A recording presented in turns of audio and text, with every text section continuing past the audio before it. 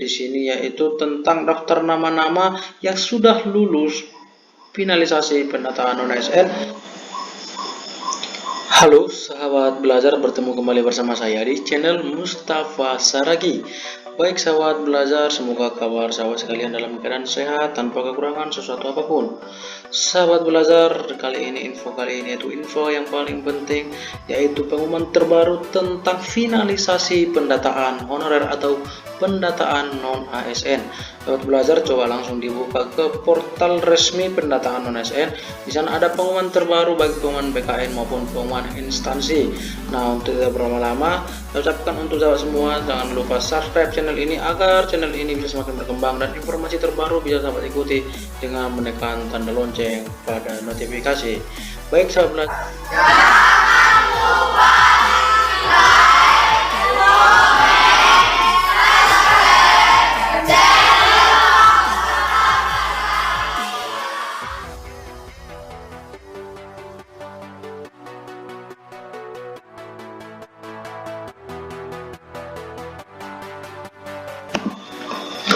Baik sahabat belajar, seperti yang kita ketahui bahwasanya pengumuman finalisasi pendataan honorer ataupun pendataan non-ASN sudah banyak kita temukan atau sudah bisa kita langsung jumpai, sudah bisa di-download melalui link yang akan kita buat di deskripsi.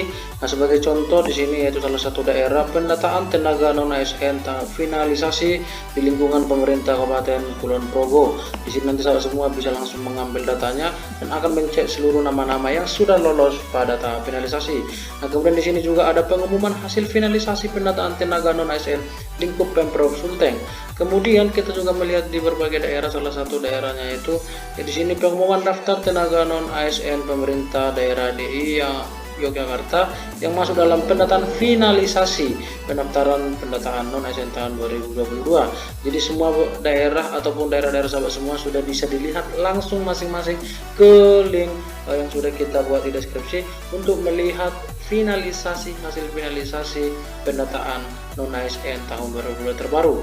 Nah, langsung kita klik salah satu daerah di sini yaitu daftar tenaga non-ASN pemerintah daerah-daerah Istimewa Yogyakarta yang masuk dalam pendataan finalisasi. Ya, di sini jelas dikatakan finalisasi pendaftaran pendataan non-ASN. Kemudian kita bacakan sedikit di sini yaitu tentang daftar nama-nama yang sudah lulus finalisasi pendataan non-ASN.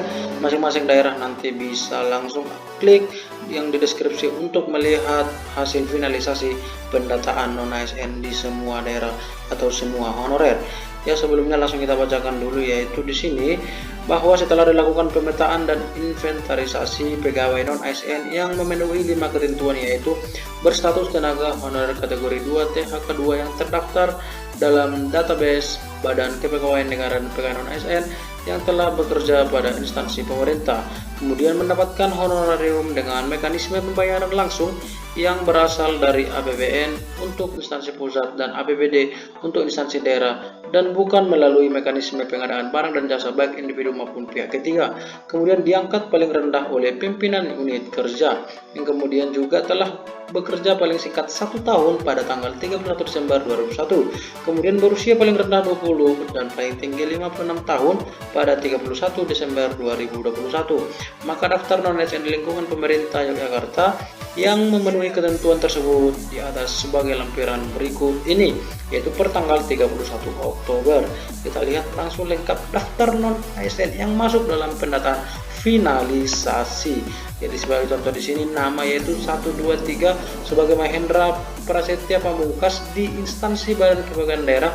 Sahabat semua nanti bisa melihat untuk daftar nama, begitu juga dengan instansi dengan SK Januari 2021. Sahabat semua bisa cek langsung nanti langsung di link deskripsi untuk melihat daftar daerah sahabat semua. Kemudian kita juga akan melihat di sini salah satu daerah lagi yaitu seperti contoh di lingkungan Kementerian Luar Negeri.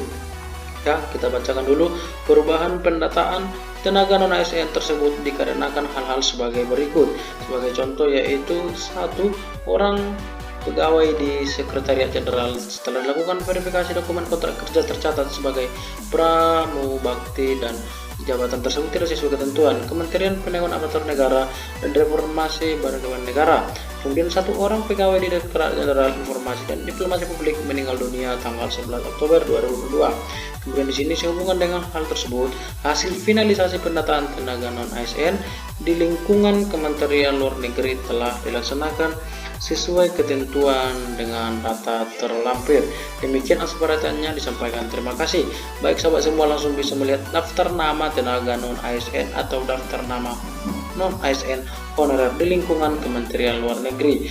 Nama lengkap, jabatan, unit kerja di sini ada langsung ditampilkan untuk semua nama-nama yang sudah masuk dalam tahap finalisasi pengumuman hasil finalisasi pendataan non-ASN tahun 2022. Di bagian Direktorat Jenderal Asia Pasifik dan Afrika juga sudah ditampilkan seluruh nama-nama lengkap hasil finalisasi pendataan non-ASN. Sahabat semua juga nanti bisa melihat untuk daftar nama sahabat yang sudah masuk apakah lulus untuk pendataan non-ASN karena sudah diumumkan yaitu hasil finalisasi pendataan non-ASN. Sahabat semua bisa melihat daerah masing-masing dan nama masing-masing sesuai dengan instansi masing-masing yang akan sahabat lihat.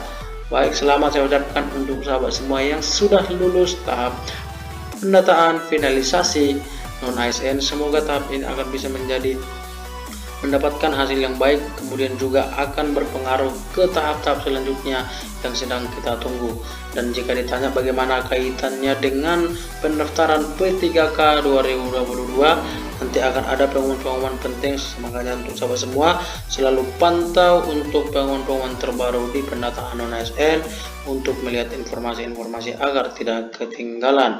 Baik untuk sahabat semua, sampai di sini dulu untuk informasi penting yaitu hasil finalisasi pendataan non-ASN atau finalisasi honorer, yaitu dengan nama lengkap dan juga dengan instansi tempat bertugas yang sudah ditampilkan pada setiap lampiran yang sudah dibagikan.